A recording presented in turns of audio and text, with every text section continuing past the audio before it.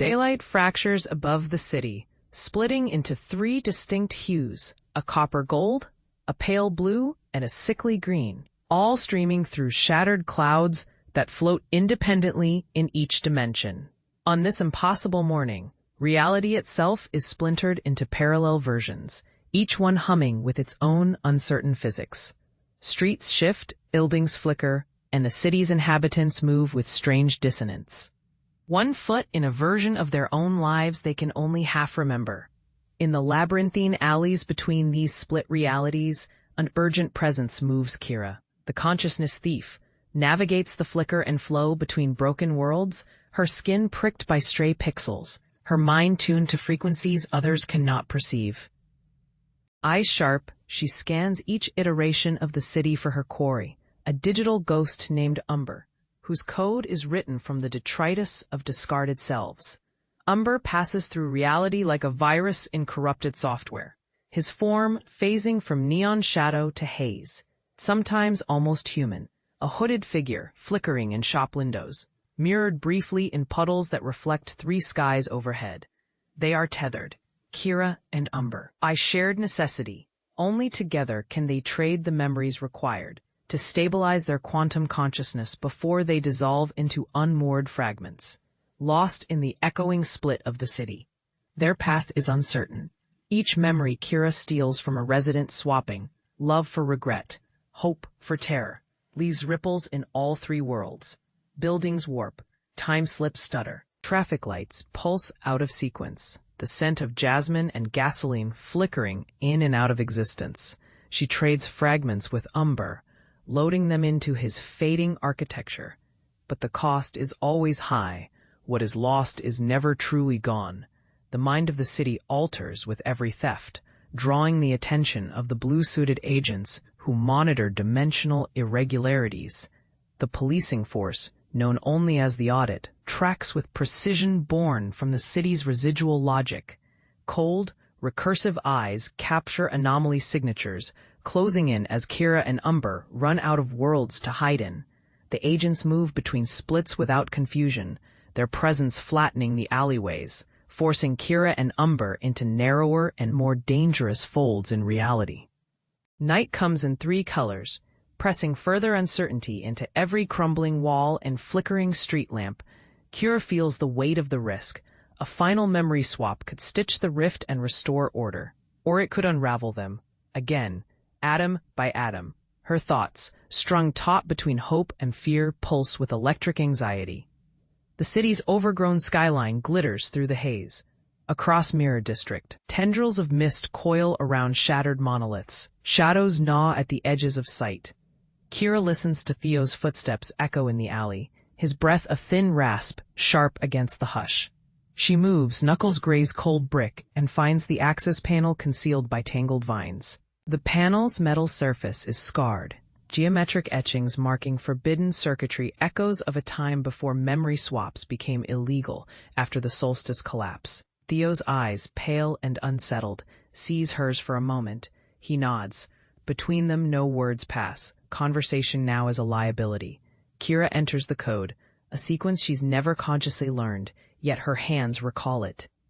Muscle memory from forgotten nights and previous swaps.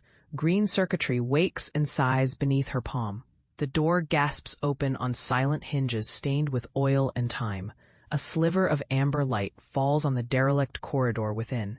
Inside, the air hums, the residual pulse of dormant servers and memory vaults, long corrupted by fear and neglect. A mural splinters across the wall, faded lines showing ancestors blending into cityscapes.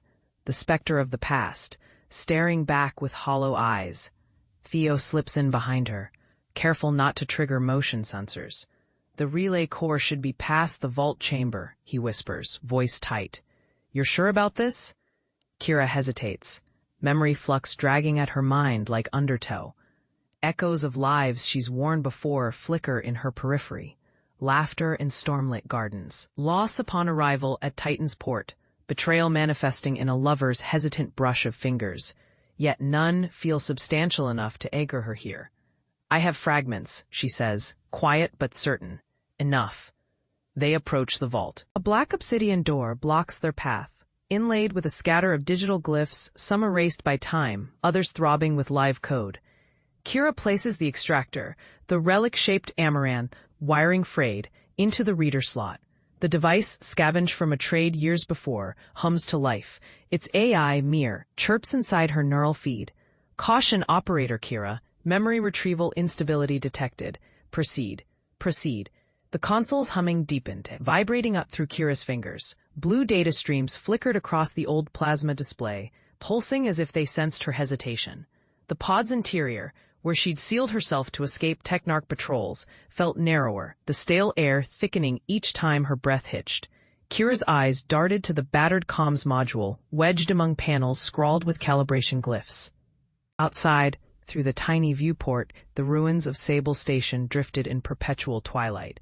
A filament of aurora stitched the void, smearing turquoises and magentas across the bulkhead shadows. No answer came from the transmission queue. The encrypted request for assistance from her handlers lay unsent, choked off by the station's derelict routers. Kira was entirely alone with the memory retrieval protocol now asking her, in the most clinical terms possible, for permission to pry open the fragile thing inside her mind. Error threshold, acceptable, she murmured, voice almost swallowed by the churning of coolant lines. She lifted trembling fingers to the screen and pressed proceed. The world inside the pod splintered, the interface latching onto the neural lace embedded at her skull's base. Silvery sensation crawled along her spine, a molten river of data. Kira squeezed her eyes shut.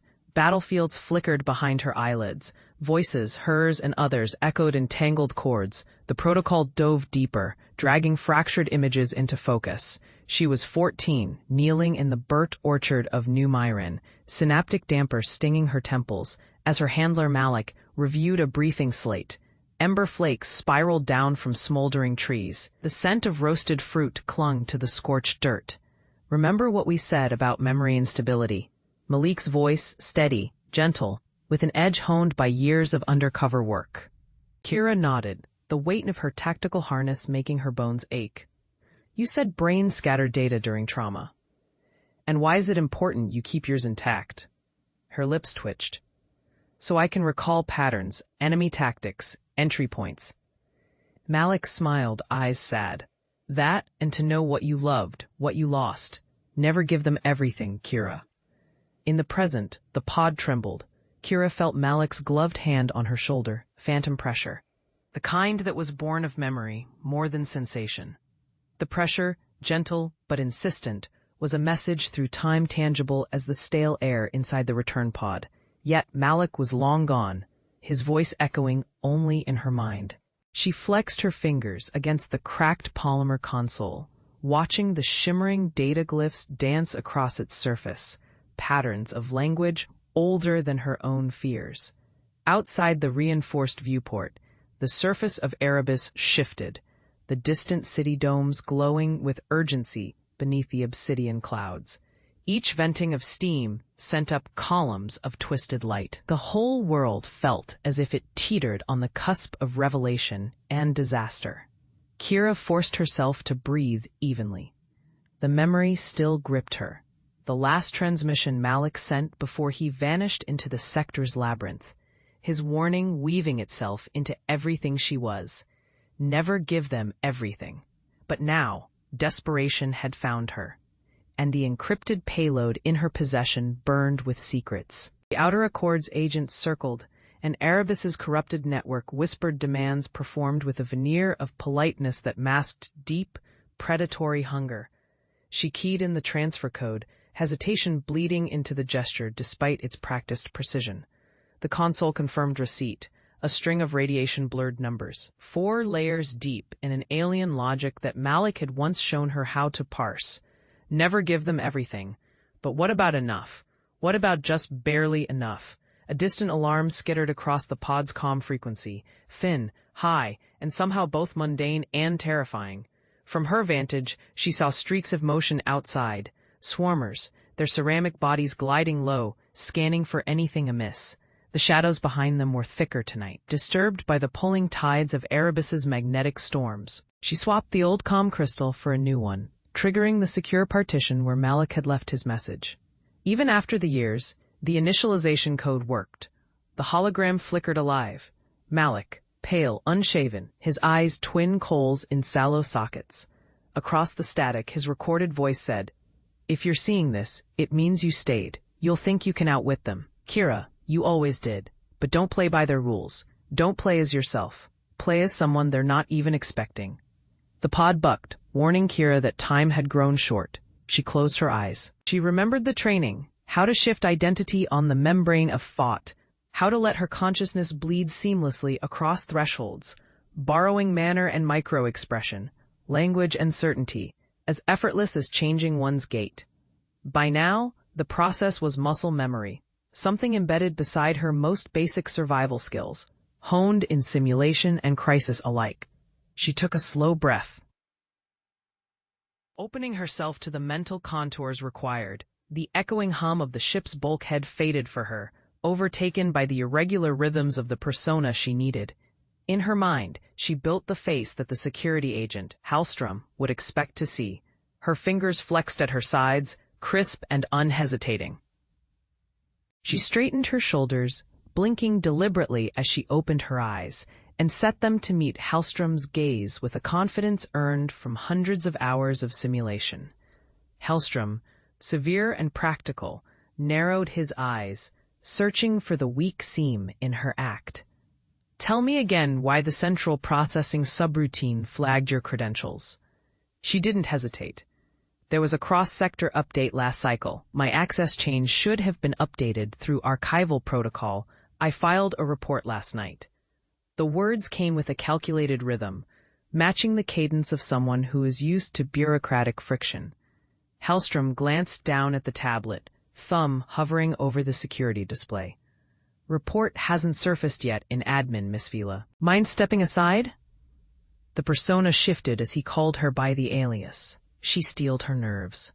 "I understand," she said, making her voice modulate, just at the edge of annoyance, never enough to seem hostile. Just the exasperation of a scientist delayed by red tape. "Can we check the timestamps? There was packet loss in Delta band transmission last week." Hallstrom deflated slightly. Bureaucratic jargon, technical mishaps, it was plausible. He gestured to the nearest scan pad. Blue light flickering. "You know the drill." She pressed her hand against the TAD. The biometric ping felt cold, reminding her for a split second of her real self. A digital shiver ran through the security queue before the confirmation light blinked green.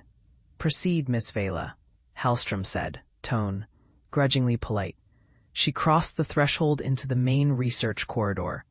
Around her, the rhythm of the vessel changed, engineers moving between terminals, others murmuring over translucent screens. A few recognized her borrowed features and nodded.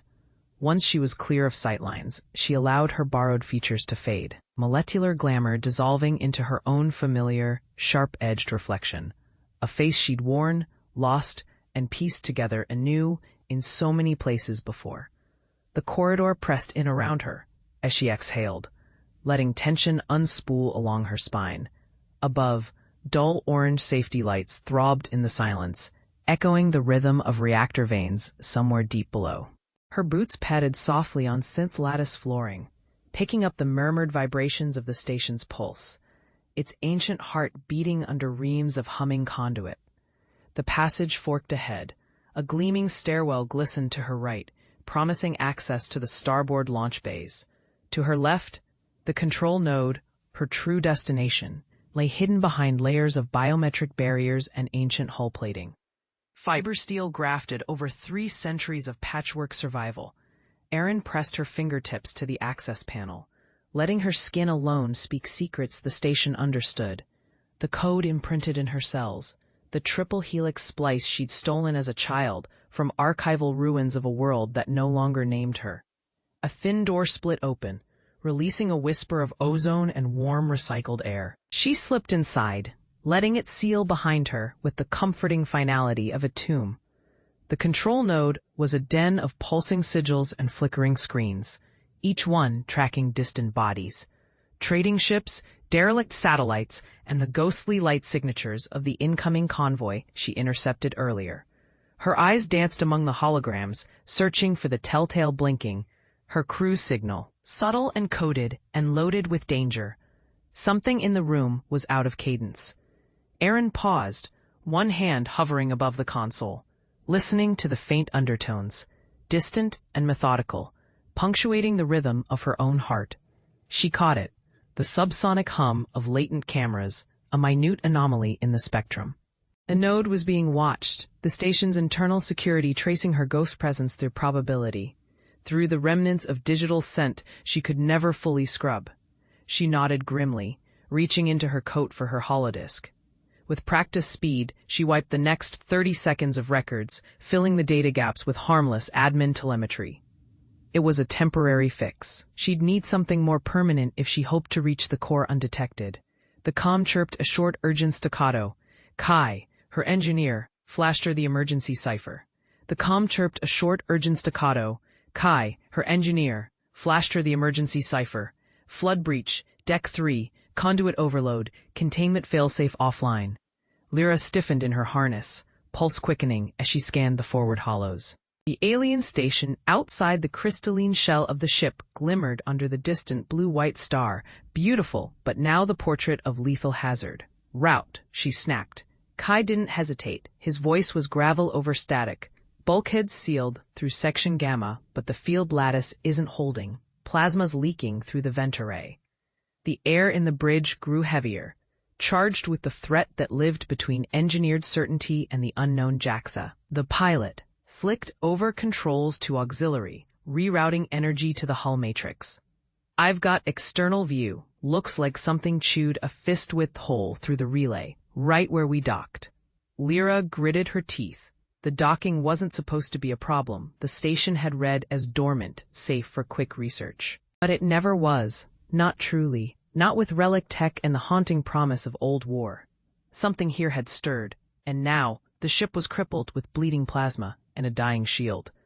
Lock down the lower decks, she ordered. Evac patterns ready escape pods and seal the lab. Kai's outline flickered on the bridge display, a smudge of blue, sweat glistening on his brow. Containment grid is patchy. I'll take manual override in engineering. Lyra looked to JAXA. Can you push us off? Override docking? Manual only. The automatics died the moment that breach hit. JAXA's voice was steadier than his hands, which trembled just once. If you give me 5, I can fire reversers, but I'll need both Kai and Asha below. Asha, the young Xeno specialist, had gone silent since they entered orbit around the relic. Now she piped up, voice thin, but certain. I can clear the conduit pressure with Kai and patch the lattice, but the systems are language-locked station protocols. Keep rewriting our overrides. They're still active. JAXA swore. Lyra studied Asha's pale, determined face. Each shadow there had deepened since arrival, the strange symbols from the alien station blossoming in her mind. They're still active. JAXA swore. Lyra studied Asha's pale, determined face. Each shadow there had deepened since arrival, the strange symbols from the alien station blossoming in her mind. Beyond the shattered console, remnants of the station's original architecture glowed subtly, casting wavering blue light through the chamber. The air trembled with a faint hum. Lyra's heart thudded. What do you mean, active? Asha's fingers tapped the glyphs, coaxing ripples from the metallic floor. The broadcast hasn't stopped radio, frequencies, visual patterns. The station isn't sending messages into deep space. It's waiting. JAXA's hand, smeared with dust, hovered uncertainly over the sidearm strapped to her thigh. Waiting for what? We shut down 2 relay cores if something's still running. I think it was never just communication, Asha interrupted, voice low but carrying. Her eyes flickered between the glyphs and the shifting patterns overhead. This system, it's part of a machine, a process. See these signals? They're more like instructions. Complex, recursive, they adjust themselves, like code evolving on its own. Lyra felt the alien pressure thicken. The 3 stood in a triangle of light. Asha, now washed in pale blue, pressed her palms against the floor. There are layers beneath us, a deeper system. It's older than these relays. We need— She swallowed, struggling to form the words set loose by the symbols burning behind her forehead. We need to reach the central chamber. Jax's eyebrows knitted. No one ever reached that far. Anyone who tried— They vanished, Lyra finished, a tremor coloring her voice. Asha struggled up, legs shaking. We've come this far, and if this machine still operates, maybe we're in its path. Jaxa glanced back at the passage through which they'd fought, now choked with silent dust. We go, she said quietly. Nothing left for us here.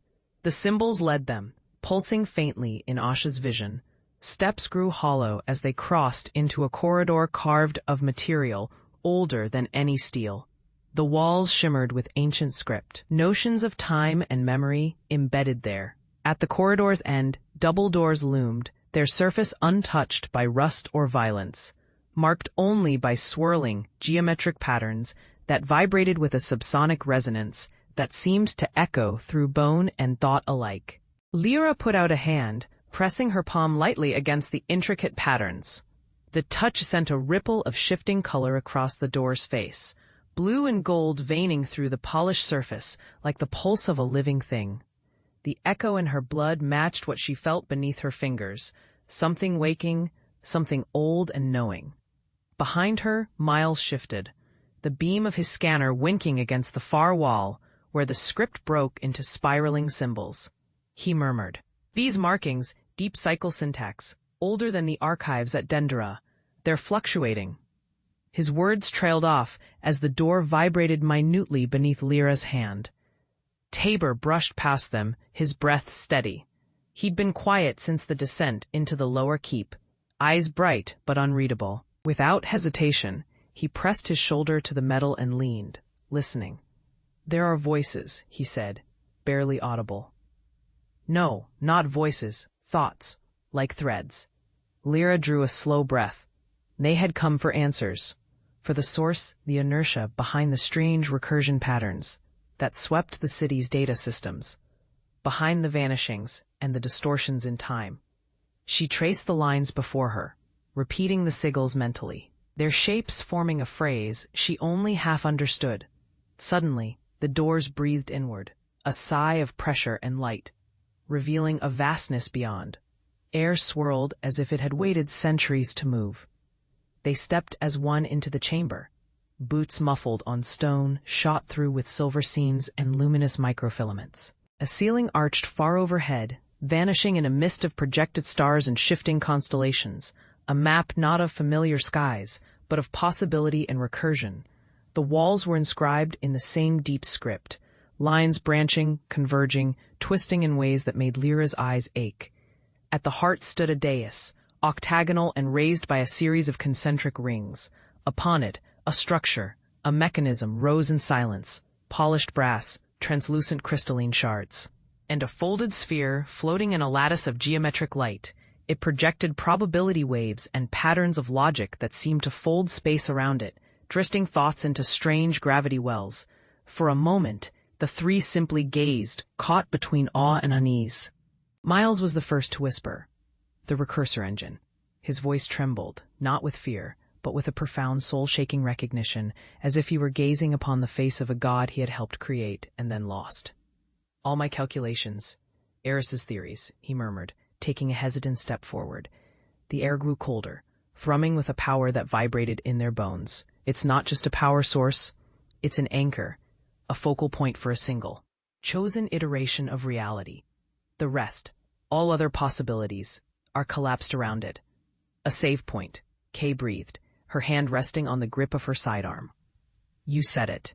Silas wants to hit load game. Before Miles could respond, a heavy metallic clang echoed from the entrance tunnel. A section of the far wall slid open with a pneumatic hiss, revealing a sterile white corridor beyond. Silas strode into the chamber, flanked by a dozen Ethelred commandos in their polished chrome armor. He wasn't wearing a helmet. His face was a mask of grim triumph, his eyes fixed on the shimmering sphere. "Magnificent, isn't it?" Silas's voice was calm, almost reverent, cutting through the engine's hum. The the culmination of everything, the end of regret. His soldiers fanned out, rifles raised.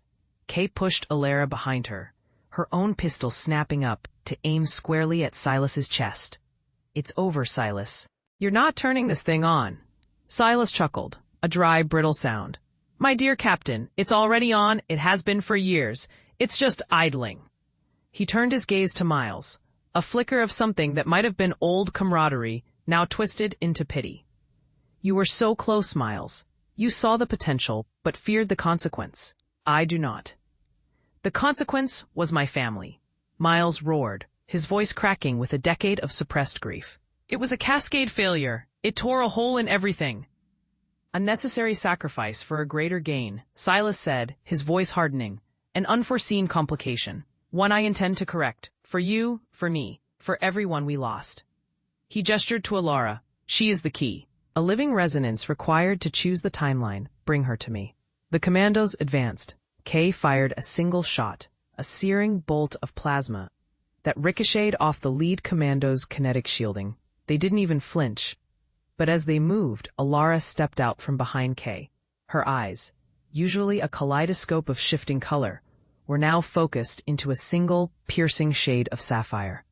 The air around her warped, the engine's hum rising in pitch to match a frequency only she seemed to hear. "You think I am a key," she said, her voice layered with echoes of other voices, other possibilities. "You are mistaken. I am the lock." One of the commandos reached for her. Before his hand could make contact, he froze, his body caught in a shimmering, amber-hued stasis field. The others halted, raising their weapons, but a wave of force, silent and invisible, washed out from Alara. It wasn't violent. It felt like a sudden, crushing weight of time itself.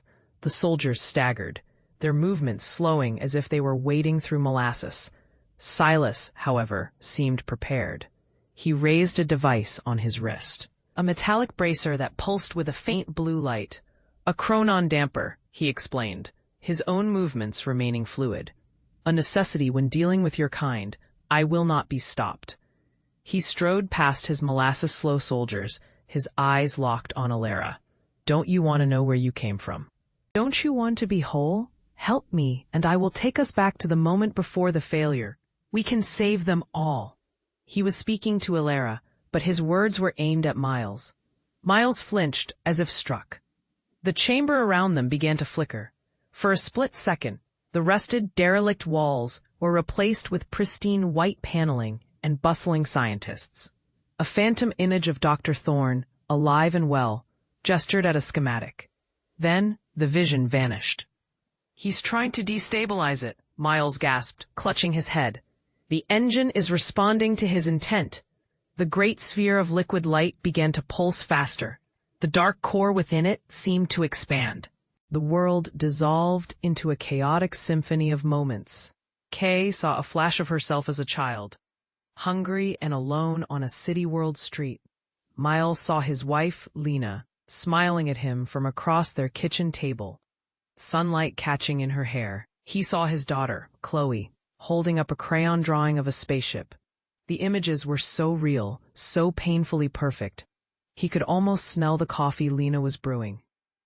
"Miles," Kay's voice cut through the illusion, a lifeline in the temporal storm. She was gritting her teeth, fighting the visions. "Don't look, it's not real." But Silas was pressing his advantage. "It can be real, Miles. Just one reset. We can get it right this time. No accident, no loss. Only the future we were promised." Miles was on his knees, tears streaming down his face as the image of his family flickered before him. He reached out a trembling hand. For a moment, all the pain, all the guilt could be erased. It was everything he had ever wanted. It was Alara who broke the spell. She didn't shout. She didn't lash out with power. She simply walked to Miles's side and placed a hand on his shoulder. When she spoke, her voice was her own, clear and singular. "Her smile is beautiful," she said softly, looking at the phantom of his wife. "But it is a memory. It is yours. To erase the pain is to erase the love that caused it. You would not be you without them." Her words were a bucket of ice water, Miles looked from the ghost of his wife to the solid, real presence of Alara beside him. He saw Kay, fighting with every ounce of her will to stay grounded in the present, her pistol still trained on Silas. He saw the choice, a perfect, hollow past or a broken, meaningful present. He stood up, the vision of his family dissolving like smoke. His face was set with a terrible, newfound resolve. "She's right," he said, his voice clear and strong. "You don't honor the dead by erasing them, Silas. You honor them by living." He turned to the main control console, its screen flickering with temporal paradoxes and error codes. His fingers flew across the interface, not with the frantic energy of before, but with calm purpose. "I can't shut it down, the feedback loop is too strong, but I can sever its connection to a power source." Silas screamed in fury. "No, you will not take this from me." He lunged, not at Miles, but towards the engine's primary energy conduit, a thick, armored channel running from the floor to the sphere.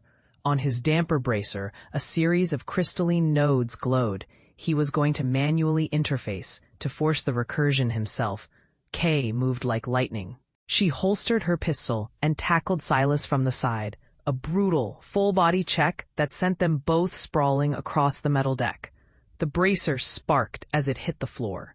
Silas was stronger, fueled by a fanatic's zeal, and he threw her off, scrambling towards the conduit. "Alara!" Miles yelled, his hands a blur on the console. "The core, it's trying to define a new timeline based on his desire. You have to stabilize it. You have to show it the now." Alara looked from the raging battle between Kay and Silas to the thundering, reality-bending heart of the engine. She finally understood. She wasn't an echo of a past event. She was the seed of a stable present. Her origin wasn't a place to return to. It was a purpose to fulfill.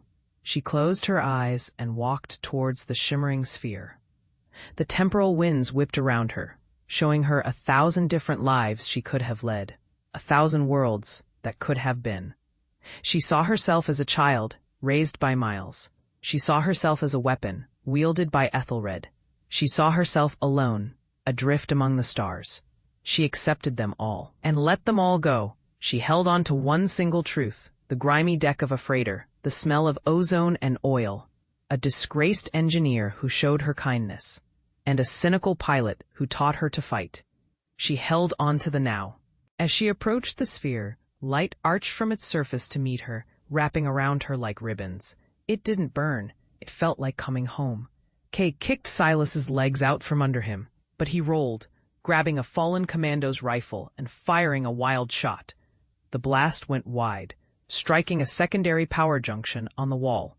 The station's lights flickered violently and died, plunging the room into the spectral glow of the engine alone. "Emergency containment protocol initiated," Miles shouted over the alarms. "The magnetic field is collapsing. We have to go, Kay." Kay delivered a vicious right hook to Silas's jaw, stunning him for a precious second. She glanced back. Alara was now only a few feet from the engine, her form beginning to blur, to merge with the light. She looked back at them, and across the chaos, she smiled. It was a true, peaceful smile. "Thank you," she said, her voice not in their ears, but in their minds, a feeling of profound gratitude, of peace, of love. "Live for me." Then she stepped into the light. There was no explosion, no catastrophic bang. There was only a sudden, perfect silence.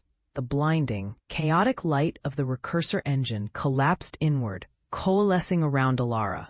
The shimmering liquid metal solidified into a smooth, pearlescent sphere. The raging temporal storm ceased instantly. The phantom images vanished. The stalled Athelred commandos crumpled to the ground, unconscious. The only light in the room now was a soft, gentle pulse emanating from the heart of the great machine, a steady, rhythmic beat like a sleeping heart. In the sudden quiet, Silas pushed himself to his feet, staring at the now dormant engine, his face a canvas of disbelief and utter desolation. His dream was gone. His past was immutable. He was left with nothing but his choices. "It's over," Kay said, her voice rough with emotion. Her pistol once again aimed at his head. Miles looked from the still, silent sphere to Silas's broken form. He felt no triumph, No hatred, only a vast, weary pity. He walked over to the main console, and with a final, deliberate keystroke, initiated a full system purge, erasing all of Eris Thorn's research, all of Aethelred's ambitions. The screen went dark. He and Kay stood over the defeated Silas as the station's emergency lighting flickered back on, casting long shadows across the silent chamber. There was nothing left to say. They disarmed him and left him there, a man forever trapped in the present he had so desperately tried to undo. Back on the Vagrant, the silence was heavy. Kay guided the ship away from the derelict station, the vessel's familiar hum a comforting presence. Miles stood at the cockpit's viewport, watching the station shrink until it was just another mote of dust in the vast, star-dusted black. "Is she gone?" Kay asked, her voice quiet.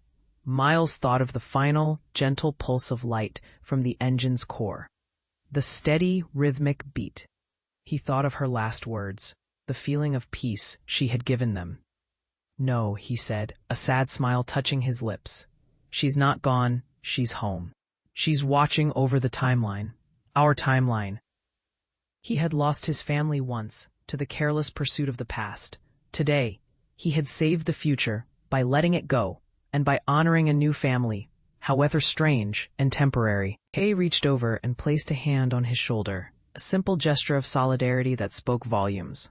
They had lost Alara, but they had found a purpose beyond mere survival. Together, they turned the Vagrant towards an unknown star system, leaving the ghosts of Aethelred and the echoes of what might have been behind them.